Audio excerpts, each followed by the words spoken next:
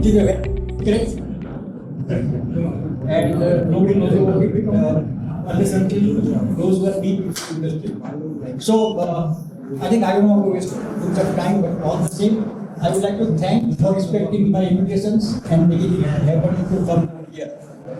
Now, the subject you see, this is gone, but the subject here is, where is the subject? No subject. Opportunities. So, when you are talking about opportunities in semiconductor, no, it is something like this. Okay, now it has come, so there was nothing.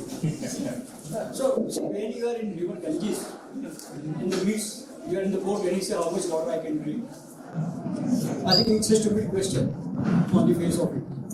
Like my sector, what kind of opportunities are there? If you ask that, I think it's not about opportunity, it is an ocean of opportunity. It is as wide as ocean and it is as deep as the ocean. It is left to us how much we can grab out of it. And the opportunity has come now for Gujarat to encase on this. So I have two small things to start with. They say that there is no chip in the world where there is no India. Every chip has an Indian inside. That is the strength of India. Number two, I think Jason, you know about India CEO. He said that when people were running for gold rush and they were trying to leave the gold mines, he started selling salts and providing manpower. And he also said that we want a big dreamer. Also, only dreaming is not okay, but he said we want the leaders who can walk around. Volume is not there? Yeah. Is it okay now? No. No, mic was okay. This is okay? Yes. Fine, I think we will do that. So I will give one small anecdote. What to look for? How many of you know Mullah Nasruddin? No. Okay. So Mullah Nasruddin was doing business and he was on the corner of, at that time there were a lot of states like you say the Gondal and this and that. And so he was doing his business and there was a custom clearance. So he used to bring his luggage on donkeys and the custom guy was very sure that this Mullah is smuggling something. So he used to open everything but he couldn't find. This went on for 2 years. And that fellow was convinced that there is going to be something this guy is doing, but I am not going to catch him. Ultimately, he couldn't do anything. He got retired. And then one day he invited Mullah for a cup of coffee. And he said, Mullah, I know that you have been smuggling. He said, I have checked everything, smallest thing, but I was never caught. So what is the secret? He said, guys, my dear friend, you were searching for the goods, I was smuggling donkeys. So the same thing, that what semiconductor market is big. Now what you want to look at it, it is left to you. And that is why today if you look at it, ChatGPT, how many of you know? Open here? Do you know what is the market cap? $150 billion. When it started, 2022, I think June, they announced the ChatGPT. Today they are $150 billion. They are the fastest growing organization. But there is a company called NVIDIA. They don't develop anything on AI. They are building AI chips. And their market cap is $3.2 trillion today, if you want to look at it. So what is wise thing to do? To go for chip or to go for building the ChatGPT? GPT, how many of you know GPT? Have you heard transformers? Pre-trained, generative pre-trained transformers. That was invented in 1940. So I am not here to talk about these things. I have to cut short and chip because I don't want to remain hungry for a long time. But since I made a comment that there is a huge market potential, I would try to show you some points which I have created, which I have borrowed from some places. And Madam, will you please bring one of the first one? That will tell you what we are talking about. It is, you cannot imagine sitting over here that we are sitting on a gold mine. And those, I always say that Do you know Ratan Tata has just recently expired? One of the Vibrant Gujarat, he was there I think 2016 when the nano came in. He said that those who don't invest in Gujarat are fools, and I am no longer fool because he started nano. I say the same thing, that those who don't invest, not money, but time and skill in AI and semiconductors are going to be dash. So I think wake up and look at it. Hitesh, you may not be able to see, but semiconductor is an enabler. Now I'll tell you, this is the foundry. 2030, what will be the, see when you talk about the selling of the chips, no? One is the foundry. In 2024, the foundry revenue will be in the range of $125 million, out of which 70% is with TSMC. 60%, not 70%. Then there are 5 more people, like Samsung, Global Foundry, and likewise. The rest of the people consider first 5 take 89% of the revenue, and balance take only 11% of the revenue. Now in 2030, that 125 billion or 0.25 billion is going to 250 trillion from 125 billion. And semiconductor is going to be 1 trillion. Today semiconductor, the difference between the first number and second number is, these are the foundries who manufacture the chip. And these are the people like NVIDIA, or Apple, or Google, or Microsoft. So that is going to be $1 trillion. Today, these numbers are $550 million. By 2030, it is going to be $1 trillion. Electronics equipment. I have some slides. I will show you what is happening in Gujarat. This time, there is going to be 3 trillion. Electronics goods. Now, impact on GDP is going to be $125 billion. Of 0.25 trillion of the fab production is going to impact $125 trillion. Today, the world GDP is 100 trillion. So you can imagine what we are talking about. So those who do not go and jump into this bandwagon will be laggards. That is number one. So that is the opportunity and why semiconductor is an enabler business. So my 2 cents is that don't look at the semiconductor, look at the making the electronics equipment or ITES, which can help in growing these things. Next. So India, in 2023, we are consuming 33 billion worth of semiconductor, which is all practically all India, which is likely to be 150 billion. That is why everybody is jumping. You look at the Tatas or Adani's, everybody is going there actually. India semiconductor market was there in 2021. We are producing only 9% worth. 33 billion we are consuming. We are producing in the country only 9% as of today. And local total available market is 17% in 2030. Still we will not be there. Next. I will not dwell on this, but this will tell you that which segment of electronics equipment is the numbers are today's, and these numbers are for 2030.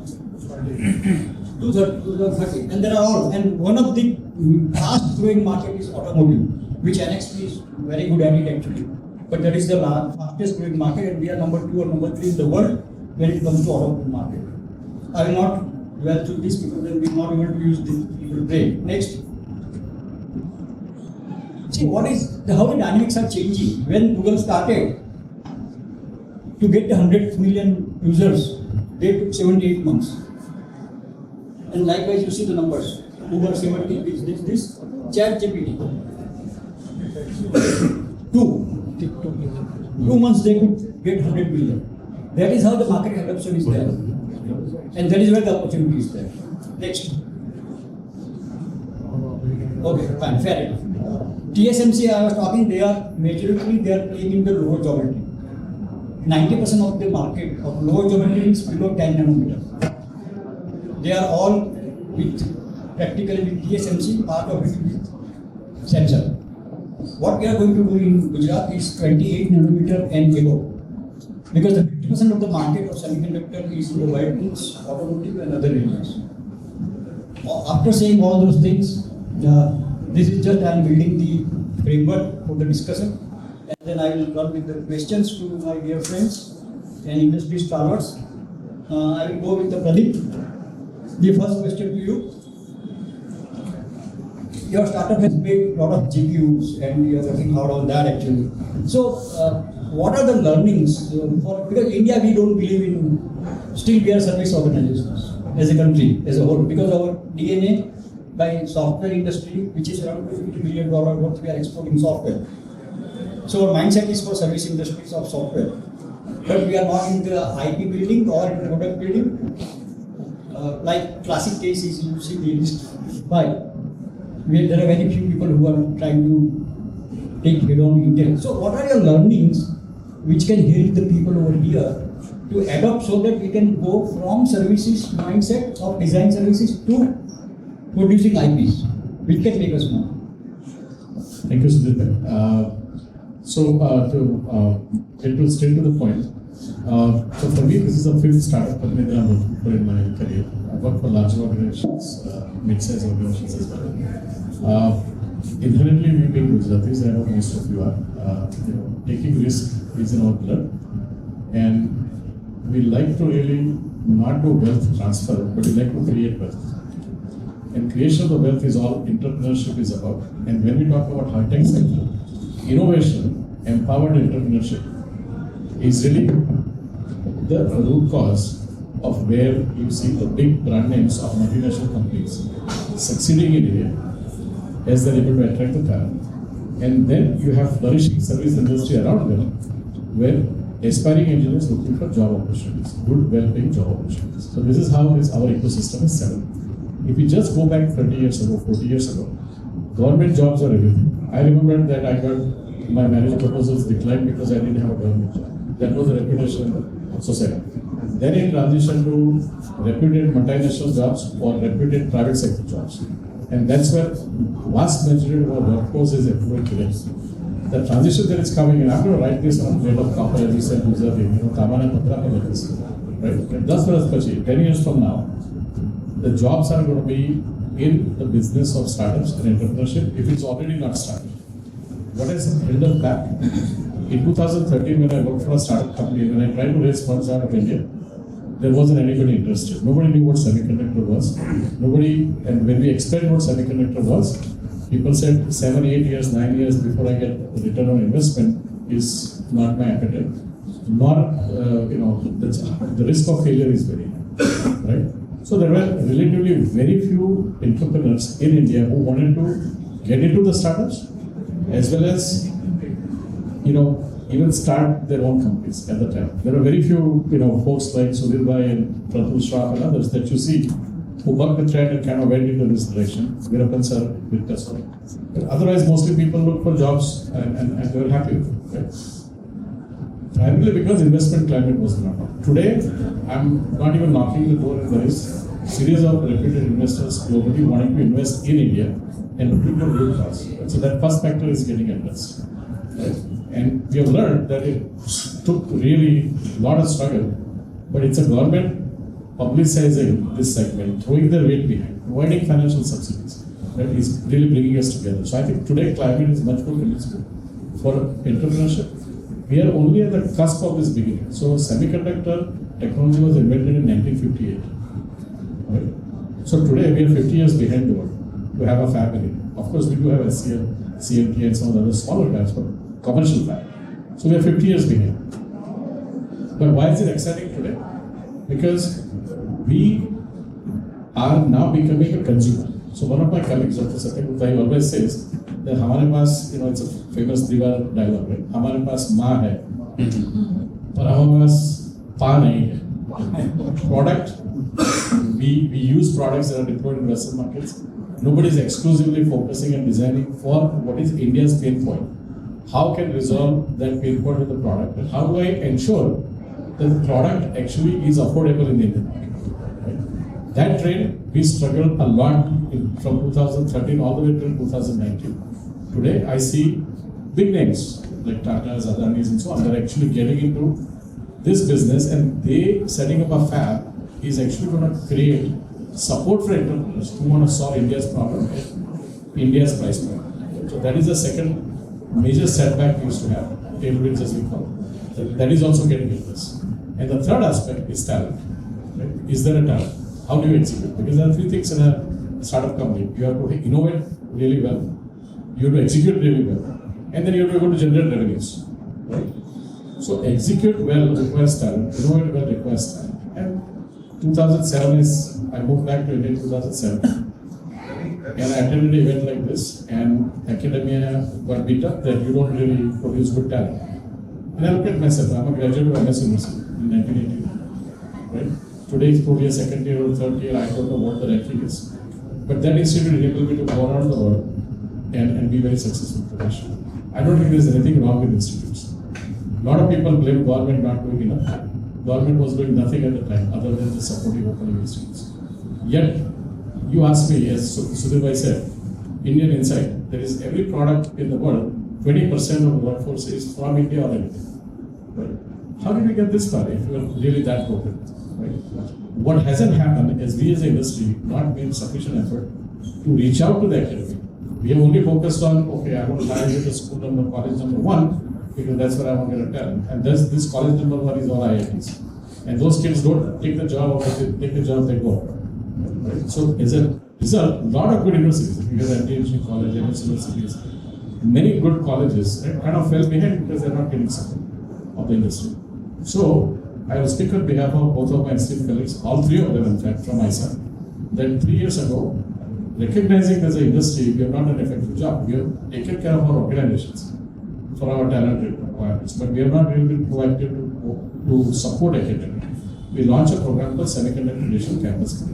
And this program was envisaged based on a very simple principle that if an alumni in the industry wants to go back to his institute and say, I'm willing to bring curriculum updates, I want to bring entrepreneurship coaching, I want to bring innovation center of excellence, I want to bring industry speakers, I want to organize workshops, right? There is a pool of volunteers from industry that are in all states, including Andaman and Nicobar.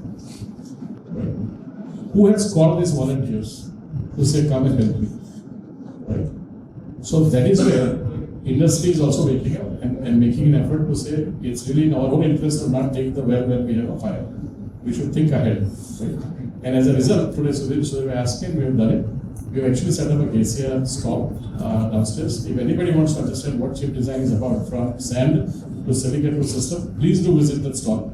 There are 5 volunteers putting their own time in to really looking forward to educating. Now, why do we need this? Because STEM enrollments are reducing in India. As the demands for these graduates are going to go up, lesser students in electronics and communication are actually focusing on electronics and communication, they're focusing for IT jobs. So when they graduate and when industry takes a written test, they pass the fundamentals itself. So as an industry, we keep emphasizing that study fundamentals. When you sign up for EC degree, study fundamentals. How do we do that? We try to inspire them, we try to motivate them, we try to ensure that they have signed up for the program, they do well in the program, when they graduate, the job will be there. Government of India has done a fantastic C2S program. And the C2S program enables students to have industry standard pool accesses and they can learn from it. Right? So there are a lot of great things that are happening. I think the challenges that I faced in a startup in 2010, I saw not much change in 2013 when we started a new startup. Today, I don't see, as Sudhir said, what is your oyster? I think now the semiconductor is an ocean. Of course, our startup happens to be in AI. And I'll just take a minute. So in hardware, there are a lot of good jobs opening up, a lot of good entrepreneurship opportunities to define a concept and do productization. That's an opportunity to invest in, opportunity to create jobs. Second aspect is manufacturing, where there will be certain kinds of jobs that will require certain skills. Okay? That will be second segment. The third segment is software. India has always been strong in software. So if we don't go, we have bucked the trend and we have decided to go produce a high performance computing and we think that we will succeed. We are still trying and hopefully we will. But what's the end result? Government of India has launched 2 missions. Bhashini is one program, AI mission is another program. They are putting 10,000 crores worth of funds for entrepreneurs who are good in software. They are going to provide GPUs. Of course, they are buying from NVIDIA, but but they're going to provide these GPUs so that students, faculty, entrepreneurs don't have to struggle to have access to high performance computing for them to develop AI applications for usage, either in India or globally. So that's a level of commitment that is standing behind, right? And the only reason I mentioned this is because that is where we will be playing on our strength. AI is coming, it is a tsunami, whether we like it or not, it is going to wipe out quite a lot of traditional jobs. But it is also going to create tremendous amount of new jobs, right? And those jobs are not going to be MNC looking for GCCs here. It would be the entrepreneurs standing up, and there will be 100 Ambanis that are launching their careers, their entrepreneurships today, and you're going to hear about them 30 years from now when they become highly successful. Right? So AI is a field, ESDM is another field. Gesia's symbol is actually the same as a symbol of what is called PyTorch model of AI. And it is quite a coincidence that today we are here talking about at a Gesia event, and AI came up with a conversation, so I'm just throwing it the simile that I see, and I think it's very encouraging. It's what a fantastic coincidence that what is latest is already on Gesia's symbol. So with that, let's start. Yeah, thanks, Pradip. I think it was very informative. And I think you can take home whatever expertise and experience in Bengaluru so years. I would like to add two things just about this. I always talk on numbers. In India today, we have around 1,20,000 VLSI design engineers. Worldwide, we are around 4, in US around 4 lakhs, out of which 50% or 30% is again Indians. So whole world population, 50% of the engineering talent on the design side is from India. I have so many slides to show what kind of CEOs who are managing all the multinational companies where they control the GDP of the world actually. I'm not here for talking on that actually. Number two is that all GCCs, is a global capacity centers. 90% of R&D centers of world technology companies on semiconductors are in India. That's another factor. So I think only thing I would like to mention here on top of this is that we are good in design services. When it comes to semiconductor design, I think we are there. We can design 3 nanometer chip also and we can take it out. What problem we have is because there was no manufacturing ecosystem. So we are lacking in manufacturing, and hence this kind of event we are doing everywhere. In fact, we have gone with government to Rajkot and Surat and Baroda and just bring the awareness of what is happening in the semiconductor. And that's why all these people are here to bring awareness, because most of the people think that technology is in South. But as Raghu said, that technology is now global and technology is nationwide. My next question is to Mr. Hitesh Garg. He is the MD of NXP. NXP has been doing great work actually. I don't know how many of you are aware, but NXP is a well-known name. I will ask it because they are pioneer in, especially in automotive industry. So, Hitesh, what kind of automotive industry you see globally, and what NXP is meant for this, and when do you see autonomous car in India? Thank you. This is a very loaded question. First of all, thank you for inviting us here. Very happy to be part of the Gesia event. Before I come to your answer, I would like to just talk to the opportunity of semiconductor. Right? First, somebody may ask why. That question I'm having. Let me first elaborate this just for the basis. Why semiconductors, right? Or why electronics? I think the simple thing is, the government sees, right? You know that how much oil we are importing. The electronics import, if we have not done anything in this sector, would have crossed the oil imports. So I think that was a awakening. So Sudhir says that he always talk about numbers, but our imports are going to be more than $300 billion if we would not have done anything. So I think this is, and our consumption, I think as we predict, so we are already consuming $30 billion and will consume like $100 billion, under $10 billion of semiconductor in this country, which is 11% of the semiconductor produced worldwide. It's only semiconductor. And Prime Minister Modi from the stage of Semicon India, he said that will enable opportunity of $500 billion of ESDM sector. So within 6 to 7 years, we are going to be having an industry of $500 $500 billion. Now people may ask if India is a poor country or we have a lot of poor in this, why government is investing $10 billion in a fab? I think that's the answer. It's just a very small amount to enable the ecosystem. Sudhir has shown how this works as a multiplier. So I think that's because it's a huge opportunity. Mr. Pradip said that there can be 30 Ambanis 30 years from now. So I think this is for people to grow, but it needs a stimulus. Unless we have that stimulus provided by the government, the right level of intentions which are coming from the governments, from government of India, government of Gujarat or various state governments, I think this is just telling people that guys, please come over, please come invest into this ecosystem. We are there to support you.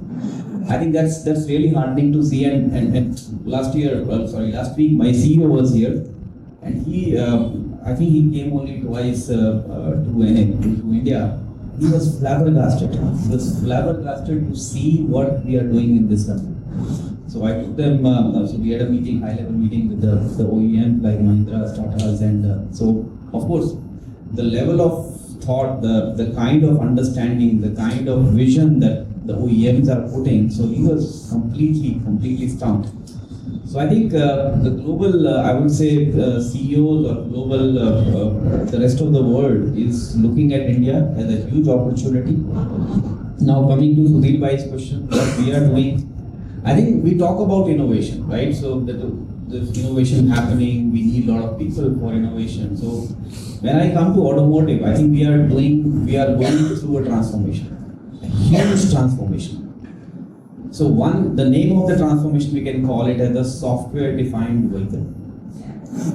So going forward, right? So we have the vehicles which are all like the mechanical vehicles going to semi-electric vehicles.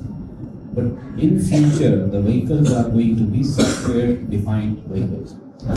And you will say, what a big deal, okay, so we already have electronics and there will be a software. No, it's a complete way of building your car, completely new way.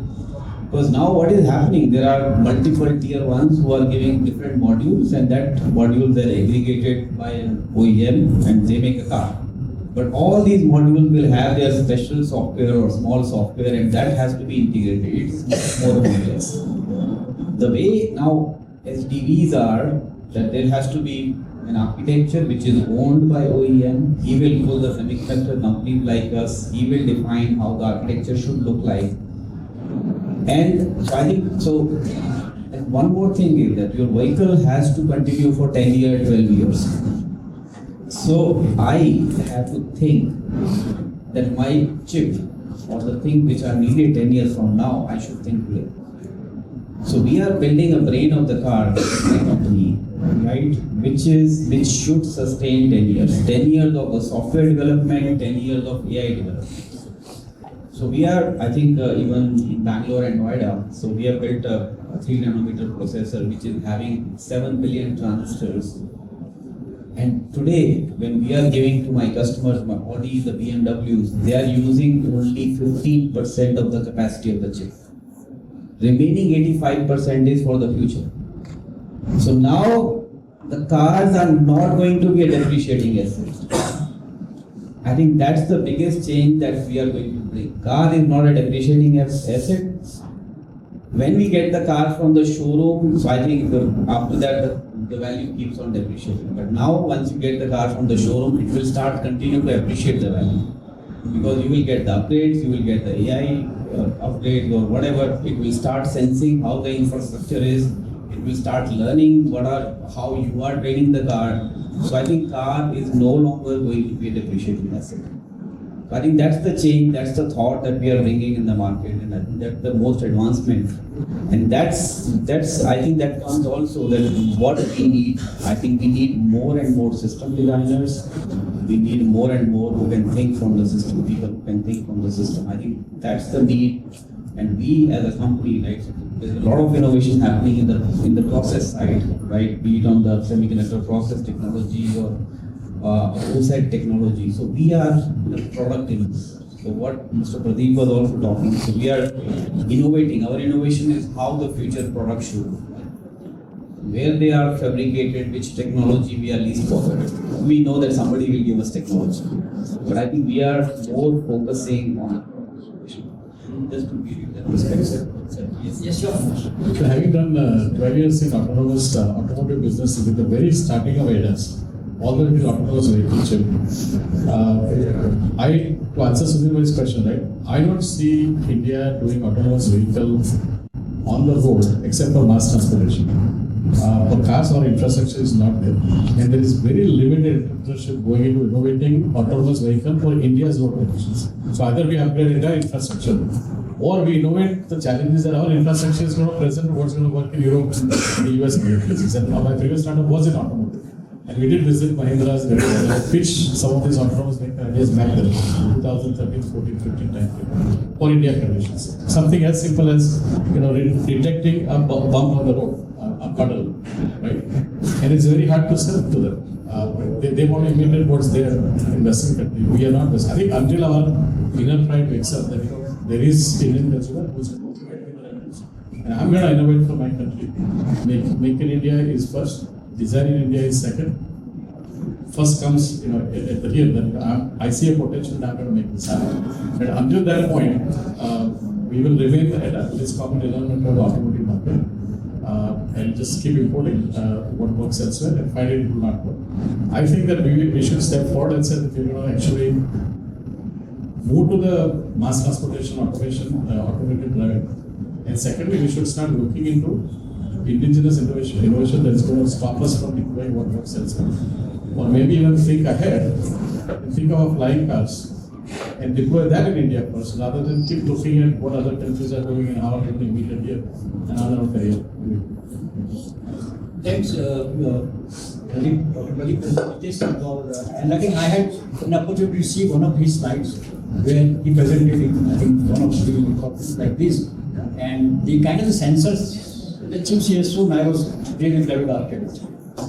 As per my knowledge, even in the ordinary cars, non-EV, there are around 1,500 chips inside. And if you take Tesla kind of a car, then it starts to 2,000 chips. So you know where we are heading for it. And then I'm not about the RF and other things going forward. What I'm trying to make on top of this is that, see, our typical business in Gujarat it was trading, and then we started manufacturing and all those things. And we always start how to serve the local people, and then the local Gujarat government business, and that is how we start. Semiconductor is a different animal. Whatever you do has to be global. We just cannot have semiconductor manufacturing for Gujarat or for India. Then you are not going to survive. So when you think about semiconductor, think about big things. Otherwise, don't enter. Then you be a service player and provide service to the people. Talking on the bills, he was saying that we are going to exceed the oil bill if we don't wake up. And which is so true actually. The number projected, as I showed in my earlier slides, that our consumption of semiconductors will go to $150 billion by 2030 from current $64 billion or $45 billion. Likewise, electronics product going to be manufactured in India using those semiconductors is going to be $600 billion plus. Now we are not going to consume all that $600 billion, but that is not only for India. $200 billion production is anticipated to go to the global market. So I think that is what we are sitting on top of. So I think all those who are sitting over here honestly they are sitting on the gold mine. It is left to you how much you want to encash. No teaching can help you, because there are no school in the world who can teach you how to think. There are all kinds of schools, but thinking has to be your inherent power of your brain. I think Mr. Veerappan has been waiting.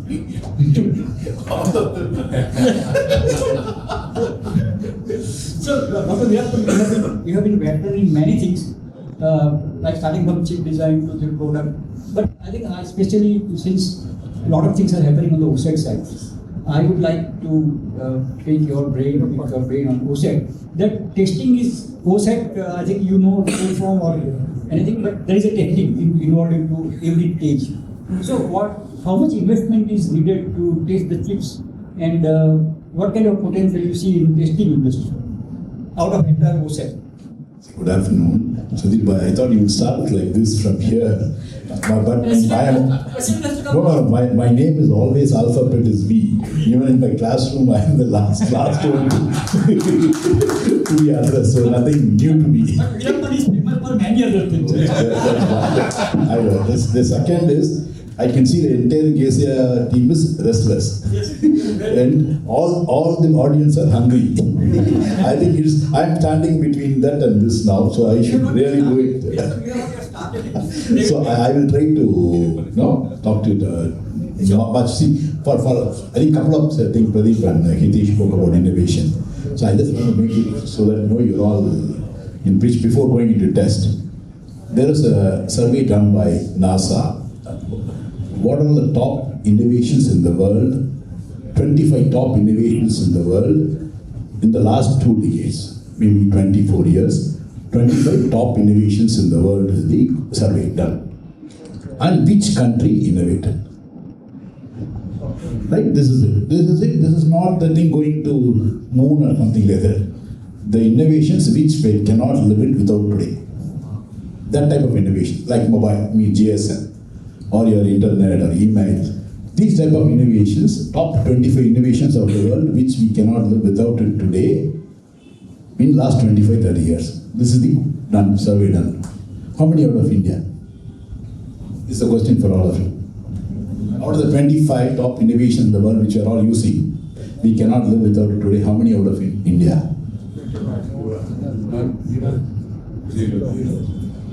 Zero. How many out of the US? Leave China, Japan, all. How many out of the US? 21. Who said the number? Exactly, that's the number. 21 of these innovations out of the US. So what does it mean? Okay, now coming next question. Do Indians involved in this innovation? Exactly. It's all of them said. All of them said, out of which most of the innovations Indians were involved. Right? So it is not the education system, or it is not, somebody said, no, Pradip said all of them, it is not the education system. We produce brilliant people. The issue is the environment, the universities, or the environment, the government. How do we promote research and development? I just, because I'm deviating from test, I will talk about test in the last only 1 minute. So I will not take time. So to tell all of you, our country as an environmental is not promoting research. See, why we do research, I think a lot of institutions there, I have seen a lot of doing PhD. Why they do PhD in the college? To become an assistant professor to professor or HOD or something like that. What thesis? They will go and take some thesis which is done by somebody and do it again and become a PhD. And to be very frank, India has got this much of population. We are talking about 140 million. But how many PhDs in India compared to the US? Every year? Yes. We are in US and us, just compare on the percentage of the PhD. If they do 100, we do 6. That's the number, all of you. So that's where we, as a country, somehow lost a thing on research. And I think Hitesh spoke to me before it. We should promote innovation research in the country. This is my submission to this entire crowd. If somebody wants to do something, please do something on research.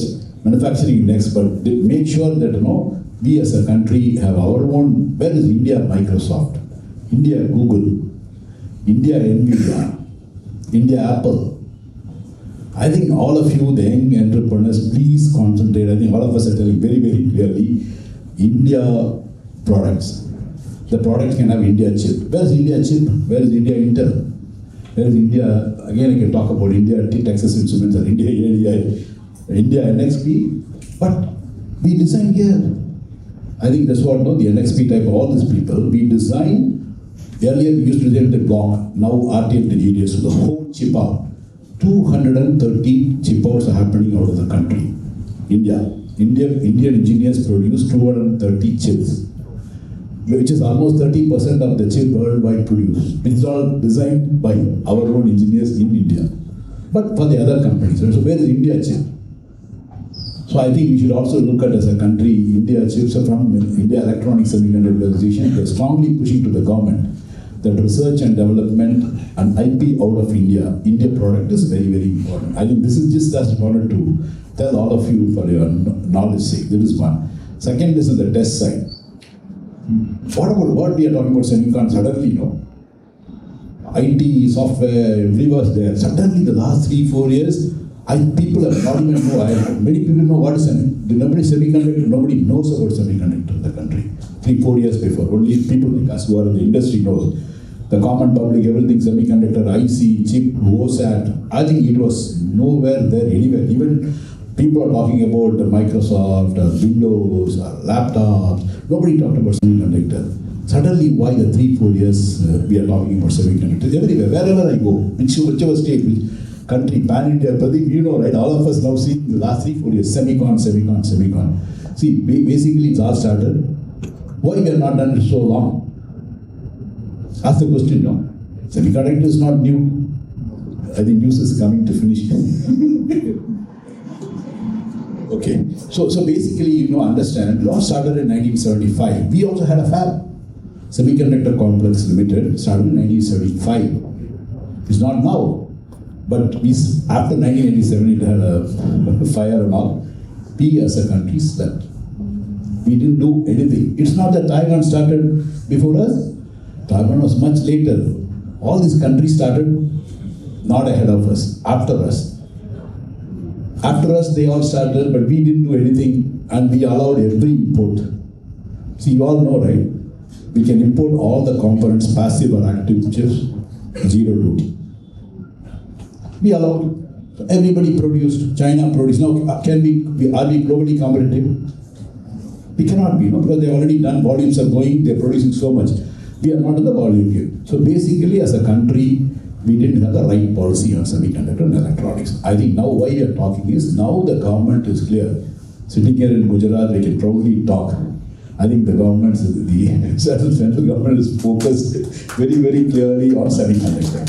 I think all the top leader said semicon. Everybody is now talking semicon. I think we should thank, I'm not a politician, but definitely, I think we should thank the government and the Prime Minister for this initiative, wonderful initiative called India Semiconductor Mission. So I think the focus is being given to us, and we are all so happy the focus is given to us. Now I come to the binary questions, the answer of my question. See, test is an important thing, you all know, right? And now you say it's called DFT, design for test. Design for manufacturing. You cannot do a design without, because test, every chip produced in the world is tested. It's not sample test. See, billions and billions and billions of chip you produced, all has to go through testing. There is nothing without a test, you can't call it. Any chip can go out. It is not that I produce 100, I will test 2. No. You have to test all the chips. So you think of it. Testing is very, very important. And what happened is, we do engineering test of the chip. First is before you have to do the engineering test of the chip. Means the designers will give, this is the function, this is what is my input, this is the output, you have to test. So that is called engineering testing. That will take more time.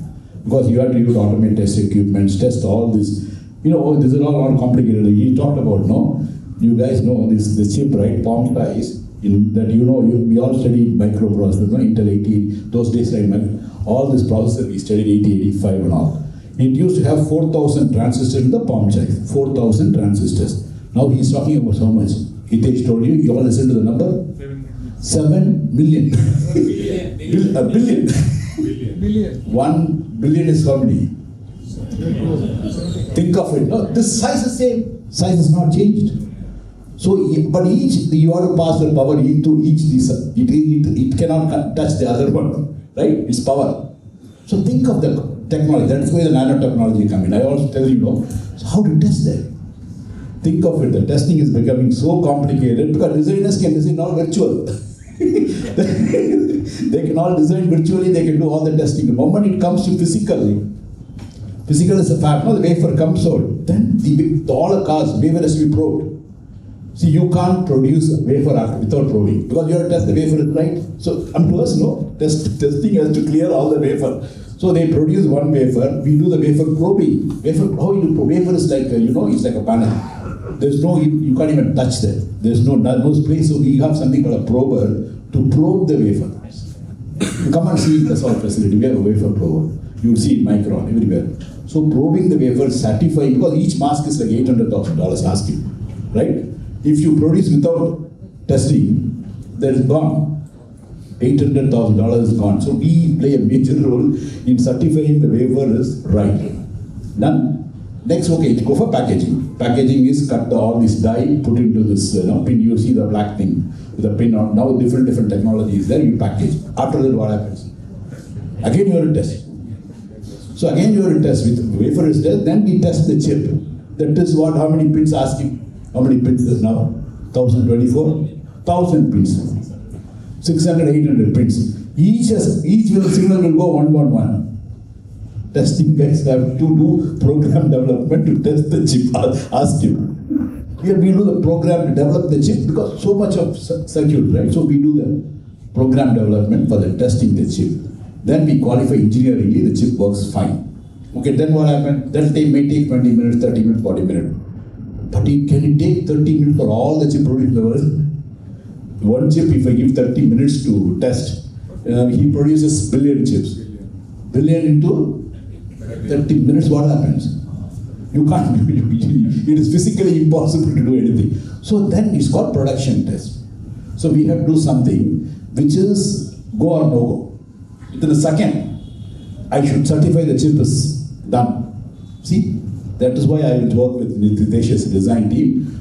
Testing will work with the boss. When you design itself, you make sure that you provide all these things to us. That's the DFT. So design for test. So test is done. So all this production test, what was at here, outsourced assembly and test is going to do. Test is mass test. Millions of chips, 3 to 5 million chips are tested a day. 50 lakh chips in Micron plant, they're going to test 50 lakh a day. It has to go through. So you see billion seconds, how many tests? So testing is not easy, but test people respect. Designers are great, right? They paid more.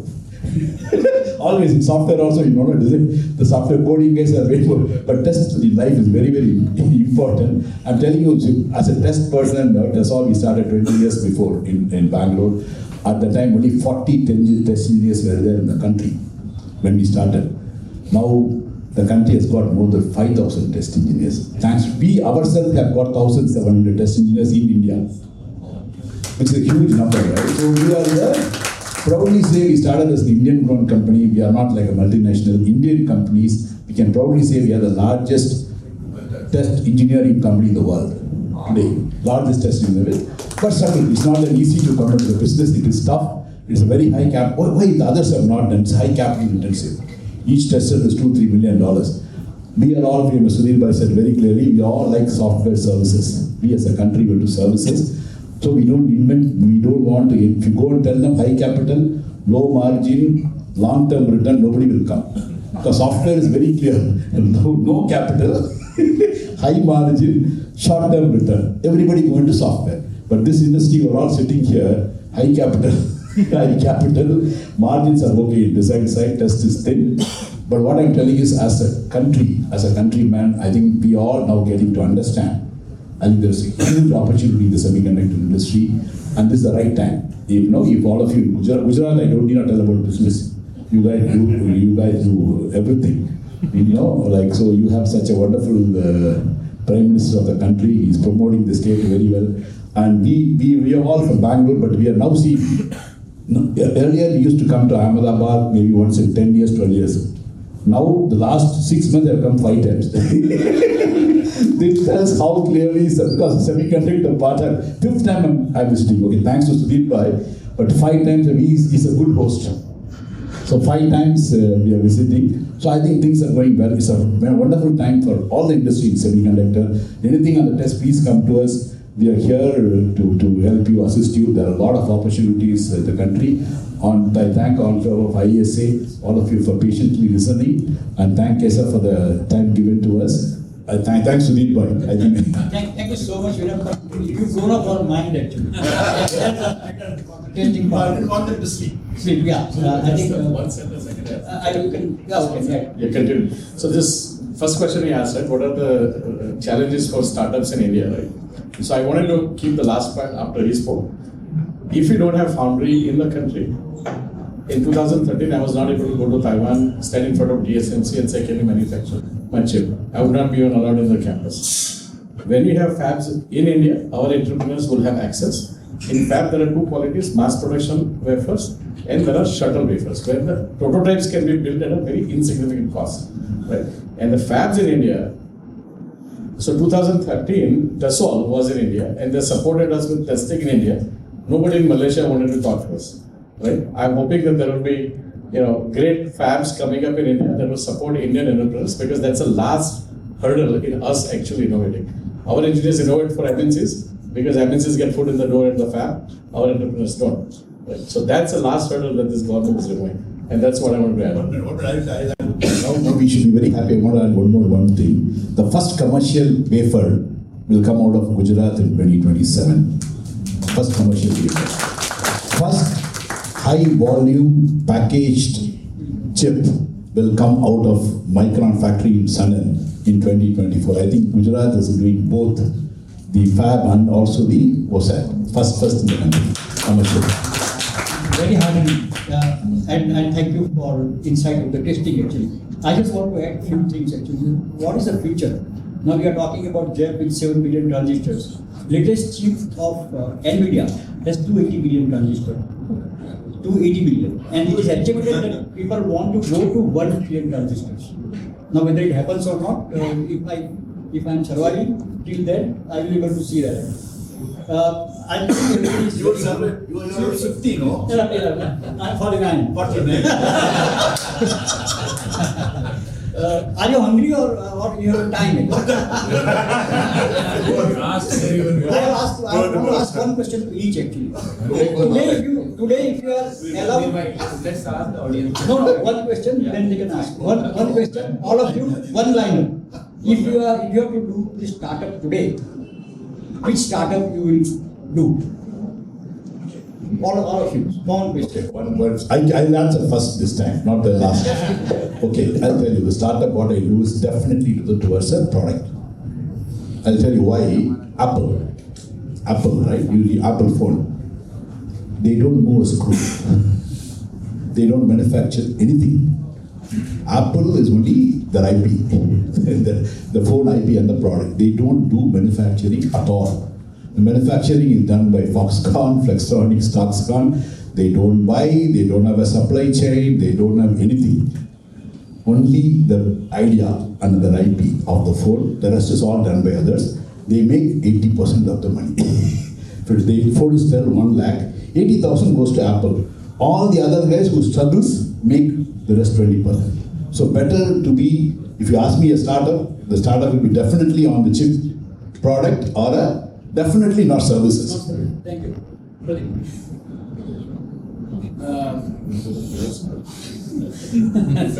So I think I mentioned this before that we have, if I would start a startup, it will be in the system area. So I think there's a huge opportunity, right? So we saw that, okay, there was a wave from 2000 to 2010 that was driven by the PC market. 2010 to 2020, it was more mobile market. Now it is AI on the edge. So there are thousands of applications, right? And they are all need to be enabled to be thought for India ecosystem. So I think I see a great opportunity if we have a systems guy who think about system, how my electronic system for this function or this function will look like, and we define those system and implement it here so that we can have 1,000 startups. So my focus will be on the system design course. Thank you very much. Yeah, so I'll keep it very short. I'm not allowed to disclose how many transistors we have on our chips when we are competing with NVIDIA, right? But it's, we're competing with NVIDIA. So I already jumped into a startup 2 years back that is doing AI cloud hyperscaler. The next opportunity, as Hitesh very correctly pointed out, is for India to be in the edge AI applications, and hundreds from agricultural to industrial, hundreds or thousands of applications waiting to emerge, and it's a hugely profitable, very shorter risk business. That's where I would go. Hardware system startup in edge AI applications. Thank you. Thank you. Thanks all of you. And one question to all of you. If you have any questions, 1 or 2 questions No, being the digitization conference now, only one question to all of you. How many UPI transactions are being done in India every day? UPI, no? GPay or how many UPI transactions done every day? Hello. I'll answer for want of time. 380 million transactions are done every day. 38 crores. Think of the country is going great, yeah. 38 crores transactions. We have such a wonderful infra to do it, right? It has to happen through cloud. It has to happen through your telecom. I think as a country we should be so proud that we are in that world. So 380 million, 38 crores UPI transaction a day. Thank you. Take home package for since I think he touched upon ONDC. So what India is, who is the CTO of India? Do you know? CTO of India, Nandan Nikkan. ONDC. Now that ONDC is only known for a few things, but it is going to touch the life of every human being in the world. That platform is built starting from Aadhaar card. Today, everybody is, even Google, which I said that we will take this India Tech global, and everything is going to be digital. And as I said earlier, that ChatGPT market cap is $150 billion, but NVIDIA market cap is $3.2 billion. So think where you want to go. Thank you. Thanks, my dear. Thank you very much. So we have set up this various exhibitions right next to inside the food cafeteria. And it is not a clean room. It is not a clean room, so you can walk into the plate. But please do take a look at it. But it says that there is a lot of dust. Nobody is able to go there. Oh.